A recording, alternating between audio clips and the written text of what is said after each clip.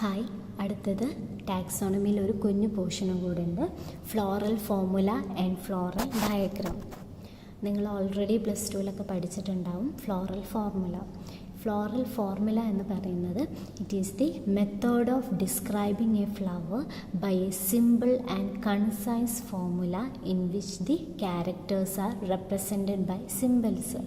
അതായത് ഒരു പ്ലാന്റിൻ്റെ ഫ്ലവറിൻ്റെ എല്ലാ ക്യാരക്ടേഴ്സും നമ്മൾ സിമ്പിളായിട്ടുള്ള ഒരു ഫോർമുലയിലോട്ടേക്ക് സിമ്പിൾസ് യൂസ് ചെയ്തിട്ട് ഒരു ചെറിയ ഫോർമുലാക്കി കൺവേർട്ട് ചെയ്യാണ്.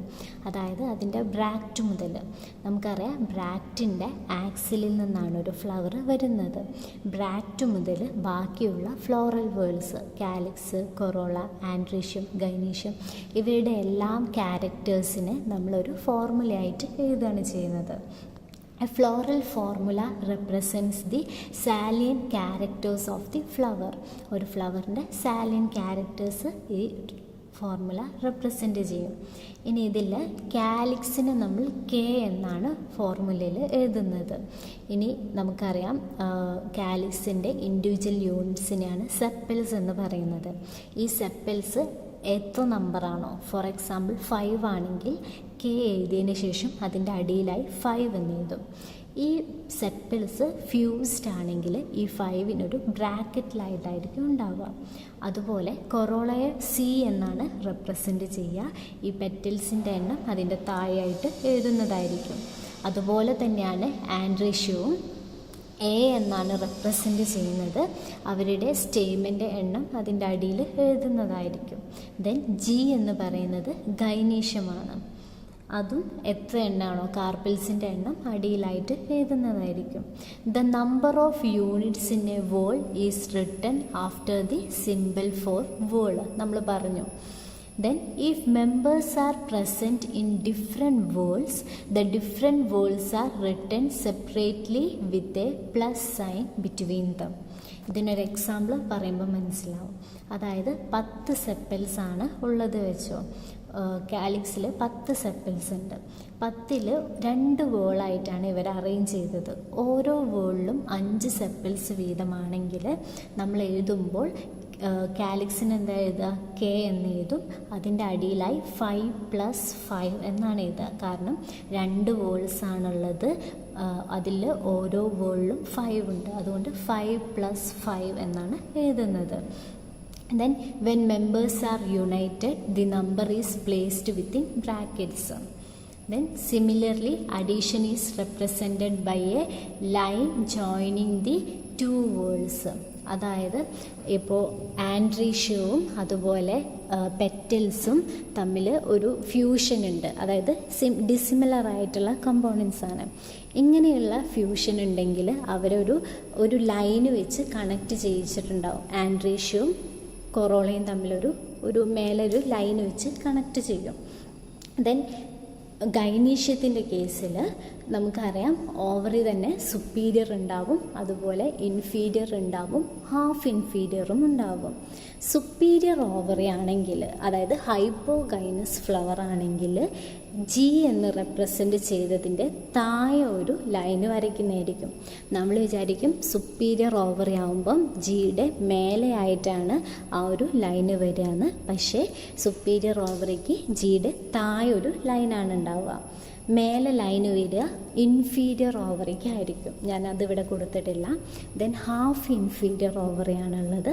അതിന് ഒരു സെൻട്രൽ പൊസിഷനിലായിട്ടായിരിക്കും ആ ഒരു ഹൈഫൺ, ആ ഒരു ലൈന് വരുന്നത്. ഇനി കുറച്ച് സിമ്പിൾസ് ഇവിടെ കൊടുത്തിട്ടുണ്ട്. ബി ആർ എന്ന് പറയുന്നത് ബ്രാക്റ്റേറ്റ് ഫ്ലവറിനെയാണ്. ഈ ബി ആർ എന്ന് പറയുന്നത് ബ്രാക്റ്റേറ്റ്, ബ്രാക്റ്റ് ആബ്സെൻ്റ് ആണെങ്കിൽ. ദെൻ കെ കാലിക്സിന് കെയുടെ താഴെയായിട്ട് എത്രയാണോ സെപ്പൽസിൻ്റെ എണ്ണം അത് എഴുതുന്നതായിരിക്കും. ദെൻ അവർ ഫ്യൂസ് ചെയ്തിട്ടാണെങ്കിൽ ബ്രാക്കറ്റ് ഉണ്ടാവും.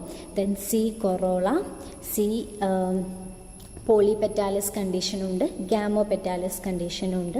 പി പെരിയാന്താണ്. Then A androecium, G gynoecium. Then G തന്നെ സുപ്പീരിയർ ഉണ്ട്, ഇൻഫീരിയർ ഉണ്ട്, ഹാഫ് ഇൻഫീരിയർ ഉണ്ട്.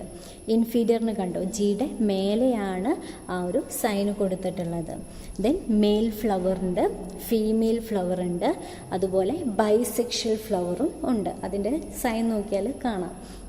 ദെൻ ആക്റ്റിനോമോർഫിക് ഫ്ലവറിന് കൊടുക്കുന്നത് കണ്ടോ, ഒരു സർക്കിളിൻ്റെ ഉള്ളിൽ 2 ലൈന് കൊടുക്കും. ഇതാണ് ആക്റ്റിനോമോർഫിക് ഫ്ലവറിന്.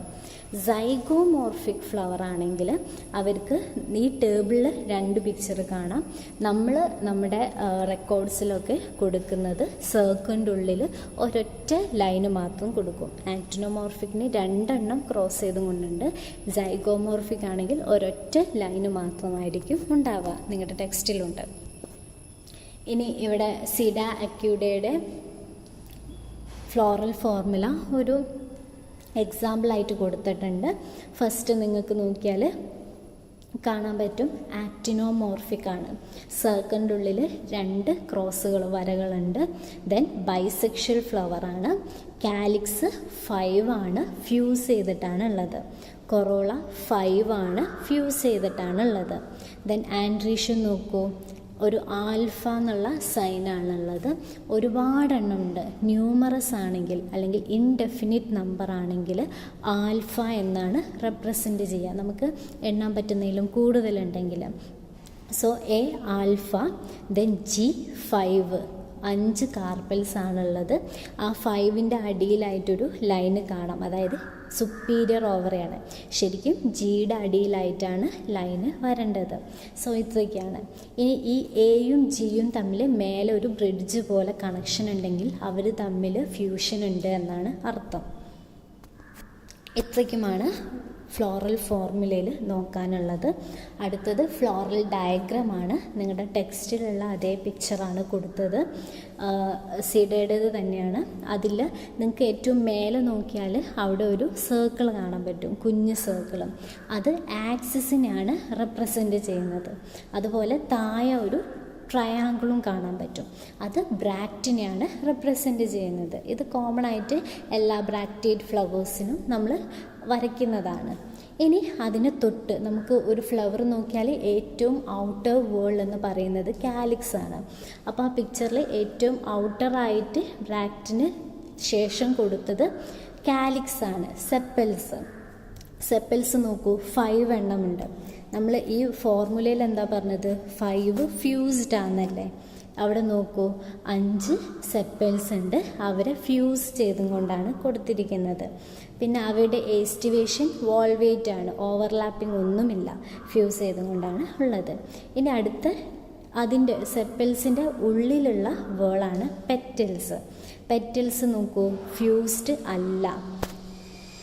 ഇവിടെ ഇത് ഫ്ലോറൽ ഫോർമുല ഫ്യൂസ്ഡ് ആണ്. ഇത് വേറൊരു പ്ലാന്റിൻ്റെ ഫ്ലോറൽ ഡയഗ്രമാണ്. ഇവിടെ ഫ്യൂഷൻ കാണുന്നില്ല. സോ പെറ്റൽസ് ഫ്രീ ആണ്.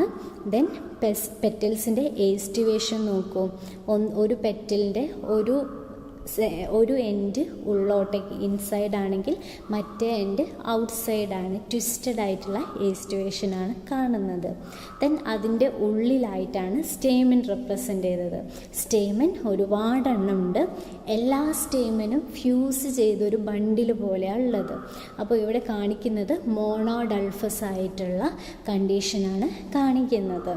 ദെൻ അതിൻ്റെ ഉള്ളിലായിട്ട് ഗൈനീഷ്യം അല്ലെങ്കിൽ കാർപ്പൽസ് റെപ്രസെൻ്റ് ചെയ്തിട്ടുണ്ട്. 5 ആണുള്ളത് കാർപ്പൽസിൻ്റെ എണ്ണം. ഇങ്ങനെയാണ് ഒരു ഫ്ലോറൽ ഡയഗ്രാം വരയ്ക്കുന്നത്. ഇത്രയേ ഉള്ളൂ floral formula and floral diagram.